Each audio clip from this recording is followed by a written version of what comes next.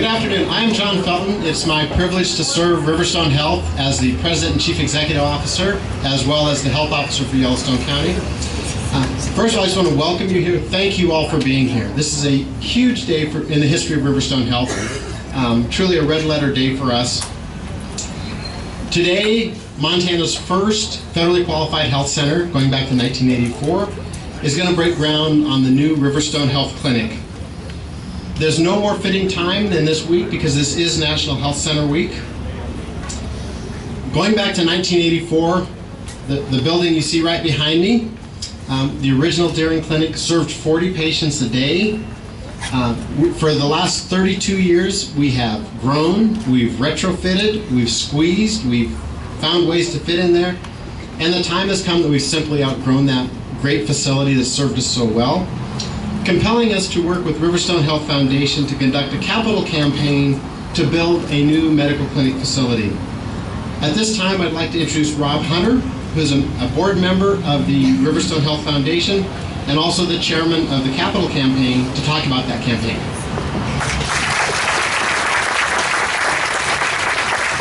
Thank you, John. John has introduced that which cannot be overstated. The clinic has outgrown its space. It can no longer adequately serve the nearly 20,000 patients we see annually, which is an update from the shade panel we all have. Never mind the inevitable growth in the years ahead. So the foundation embarked on a capital campaign last year to raise money for a new clinic to enable increased access to primary, preventive, holistic care in a modern, patient-centered facility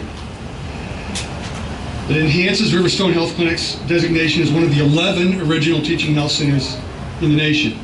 It is my honor to chair the Building a Healthy Community campaign because I believe what everyone here believes and what all good-hearted, reasonable people believe, that every person, no matter their income or social status, deserves access to high-quality health care in a setting that is most conducive to improving their health, that is, to improving their physical, mental, behavioral, and social well-being. We all win.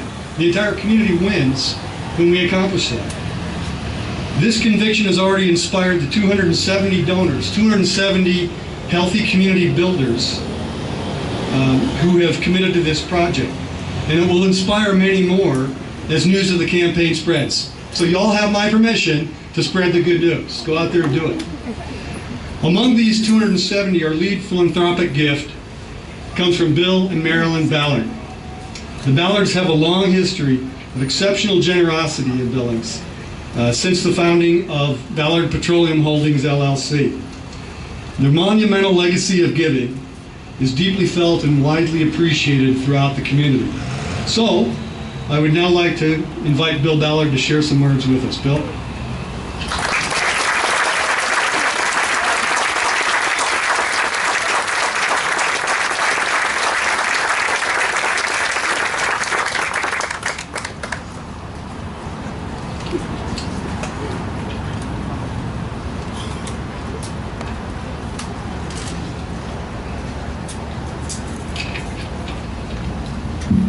Thanks, Rob, for that great introduction.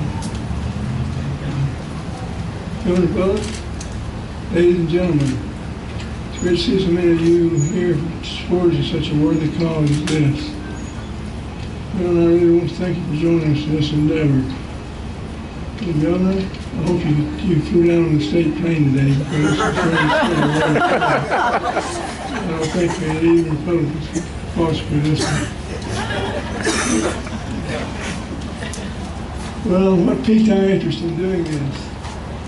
Actually, we'd like to support three things: education, healthcare, and our church. And this endeavor is an opportunity to kill three birds with one stone, actually. Because you've already heard that the education part of it and the healthcare part of it, and the service of many needy people, I think, is the church part of it. It's a great thing that's happening here. I'm constantly amazed at the generosity of the people of Billings. It's a great cause, it will get funded. Incidentally, this is a stretch from Maryland to me, that Bishop, Christy, and John entering the facility. The need was obvious, and we looked at our finances and decided to go ahead and go for it.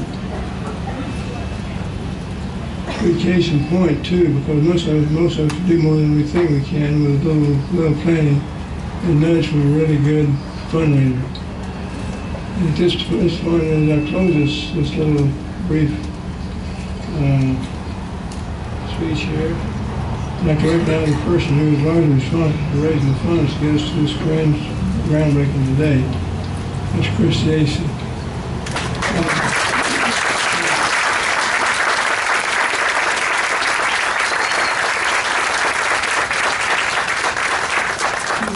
She's really a fundraiser deluxe. And she'll not in a while, I can attest to that. I thank you very much for this. I'll close with those words. Thank you.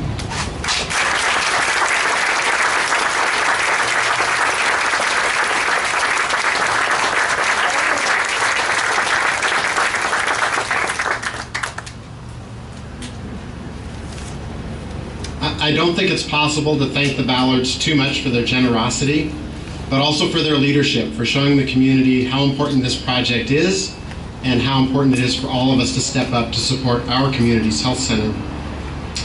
The Building a Healthy Community campaign is a great example of a private and public partnership. We hear those words a lot, and this really is a case where that's true. We've also received a $1 million federal grant from the Health Resources and Services Administration, in addition to the Ballards gifts of many of our staff and others in our community, as well as RiverStone Health reserve funds that are being brought to bear on this project. Speaking of private and public partnerships, we're very honored today that our Governor, Steve Bullock, is able to join us. Governor Bullock, I'd like to invite you to say a few words.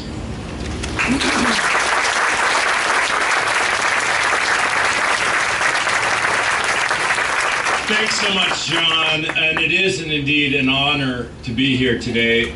Every time that I visit RiverStone, and certainly the professionals here, I get all that much more excited, inspired about the good work that they're doing, how you improve the health, the safety, and the lives for people in Billings and indeed the greater community. And today I draw even further inspiration, not only from the health professionals, but also from generous folks like the Ballards and other members of this community that are stepping up to say that this is too important to say, well, we've hit our maximum capacity, that you are stepping up to say we can do that much more to serve those in need. And by earning the highest level of patient-centered medical home recognition set forth by the National Committee for Quality Assurance, RiverStone Health Clinic has already demonstrated certainly commitment to access, commitment to affordability, and accountability. This new clinic will take that commitment one step further in your design of a facility that's more conducive to improving your patients' experiences, as well as the clinicians and the students' teaching and learning environment, as Mr. Ballard underscored. It's home to the Montana Family Medicine Residency and one of 11 original teaching hospitals, teaching health centers in the nation. RiverStone truly is an example of what's working well in healthcare. Importantly, the doctors that you train not only help take care of the 20,000, almost 20,000 patients each year, but the ripples are so much more significant as these professionals provide services in every corner of our state. You know, last year Montana was the only state in the nation to expand Medicaid for hardworking Montanans. And today over 50,000 Montanans now have health insurance and can get their care at the right time at the right place. While RiverStone Health Clinic and Montana's other community health centers have always served underinsured and uninsured individuals, this community's collective investment in a new clinic will result in improved access, continued affordability, and quality outcomes for existing and new patients. It's no exaggeration to say that RiverStone continues to be a leader in making sure that patients are receiving that quality care where and when they need it. So congratulations to all of you. Congratulations to all of you that are investing. Thanks for the opportunity to be here as we break ground on what will be a new chapter of service for this community in the area. Thank you.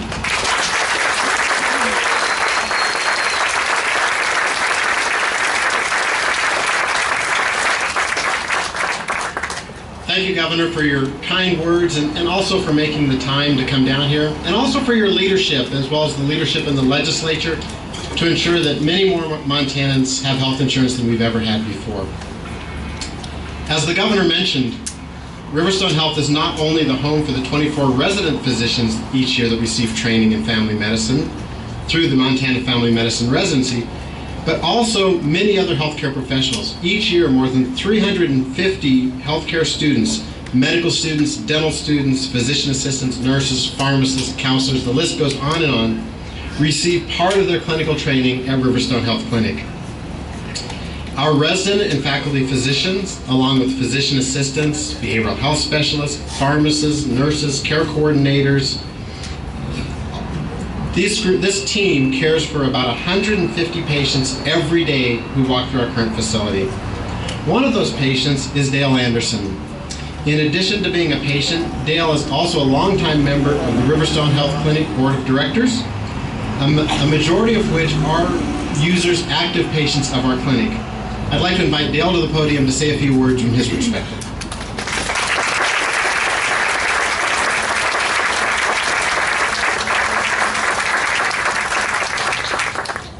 Governor, ladies and gentlemen, I'm going to be a man of few words, mainly because the words I've written can't be seen through these glasses. And if I take my glasses off, I still can't see. So let me just start and finish real quickly with the fact that I started coming to RiverStone back in the old days, back in the 90s. I taught school over at Riverside, and students that I had would frequent the Deering Clinic and the original building for immunization, physicals, and what have you. And I decided that I needed to find a primary care physician somewhere closer to where I worked, and so coming from Riverside over here to RiverStone was a small step. And it worked out beautifully. A few years after I started coming here, incidentally, when I started coming here, they identified two things that I hadn't and that I needed to, and by their identification of them, it saved me a major bunch of problems in my elderly years, which are now. At any rate, a few years after I started becoming a consumer, patient, user, whatever we're called, they asked me to join the board. And I went, the board? I don't know anything about being on a clinic board. I don't know how to spell clinic board. And it didn't matter. They needed a consumer, and I was it. I was brought in, I was indoctrinated, I was convinced, I was sold, I was amazed. This is back in the day of Lil, and she had a dream. This dream is coming true.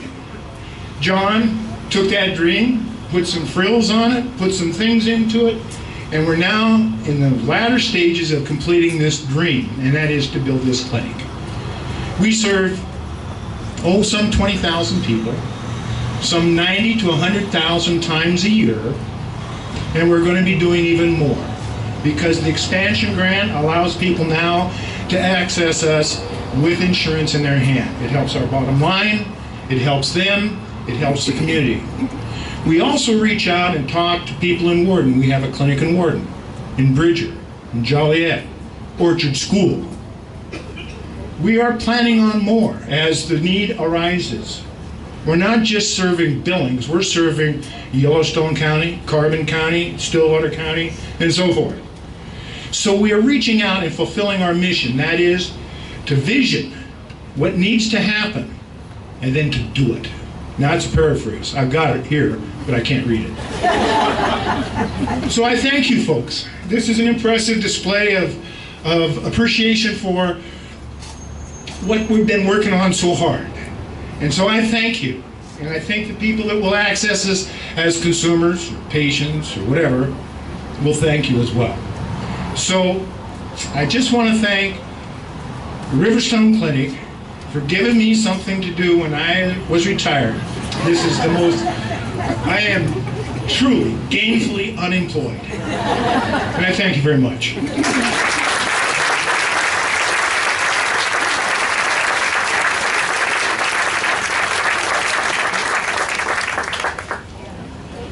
I'd like to thank Dale for his service on the board, and importantly for speaking on behalf of all clinic patients, of which I'm one, and my family participate.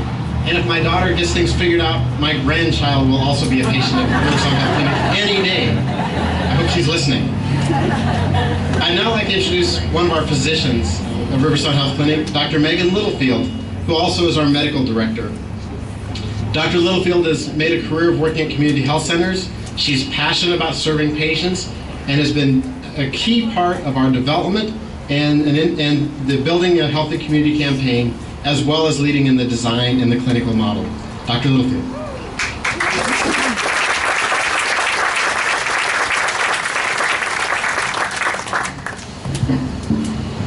Thank you, John, and thank all of you for being here for such a momentous occasion. As you've heard from our previous speakers, we've simply outgrown our current space. Our new health center is not only going to be able to serve the 20,000 patients that we take care of each year now, but will be able to serve patients for the next 30 years.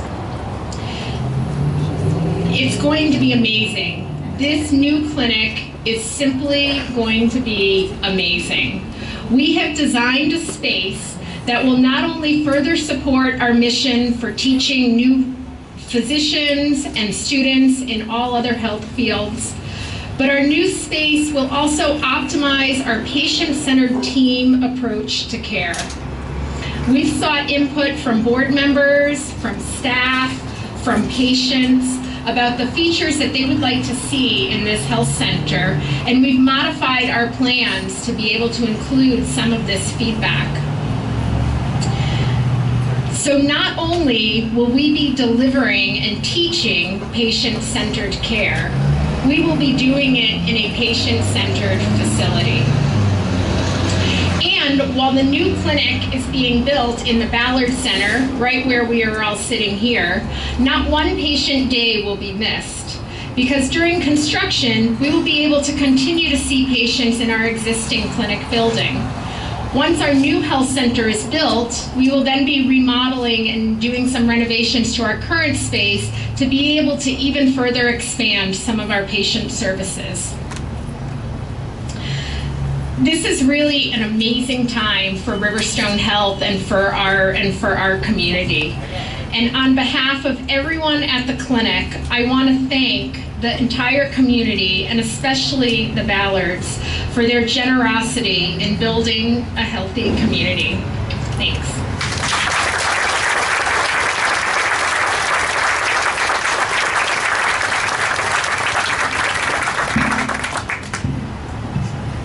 Thank you, Megan, for your comments and especially for your leadership. Megan has been a driving force behind the development of our model along with the rest of our team, and we're all better for her work. And also for speaking on behalf of the more than 100 staff members who work in RiverStone Health Clinic. We've reached the end of the speaking portion of our program, so we're gonna dig kind of a little hole in the dirt here. I'd like to invite our speakers, as well as Lori Stenger, a 14-year staff member in the Health Center, and Christy Acey, our Foundation Director, to assemble up at the pile of dirt for the official groundbreaking. So as you come up, after the groundbreaking, we'll conclude our program with an intertribal honor song arranged by Silbs Silvernagel, who's one of our RiverStone Health Clinic board members. The song will be offered by the Elk River Singers, which includes Jehan Waxalong of the Northern Cheyenne Tribe, Walter Runsabove, Northern Cheyenne and Sioux, Leo Davis, Piikani and Lower Brule Sioux, Ryan Davis of the Piikani and Lower Brule Sioux tribes, Stephen Rainbert, Northern Cheyenne, and Todd Turnsplenty of the Otsaluke tribes. After we complete the groundbreaking and the honor song, we'd invite all of you to join us for some complimentary ice cream at the Baskin Robbins truck right behind us. So as people come up, I'd like to thank all of you for being here for this incredibly important day in the history of RiverStone Health.